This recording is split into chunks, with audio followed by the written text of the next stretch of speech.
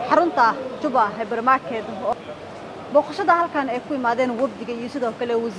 wasiirka dhalinyarada iyo ciyaaraha xukuumadda federaalka Soomaaliya Maxamed Cabdulqaadir Cali iyo ciyaartooyda halyeeyada Afrika ee shalay soo gaaray magaalada Muqdisho ayaa maanta booqday goobaha ganacsi ee caasimadda taasi oo lagu muujinayo horumarka ka jira magaalada Muqdisho.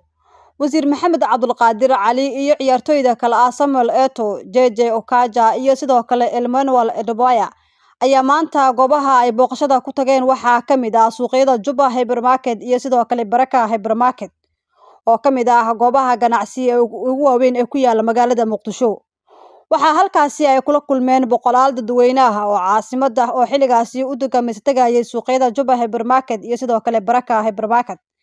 ciyaartooyda Samuel Eto'o, JJ Okaja iyo sidoo kale Emmanuel Adebayo ayaa shalay soo gaaray magaalada Muqdisho iyagoo dalka u yimid inay qiimeeyaan horumarka isboortiga ka jira Soomaaliya iyo in xulka qarankeena ay ku ciyaaraan hoomkooda garoonka ee tuulada ciyaaraha Stadium Muqdisho.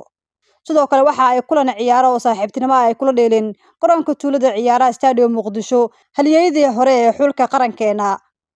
halyeeyada qaaradda Afrika ee kala ah Samuel Eto'o, JJ Okaja iyo sidoo kale Emmanuel Adebayo ayaa ciyaaraha kubadda cagta ee ka gaaray heer sare iyagoo ay u dheeleen kooxaha ka dhisan qaaradda Yurub sida Ingiriiska, Talyaaniga iyo Spain. sidoo kale waxa ay guulo waaweyn la soo gaareen xulkooda.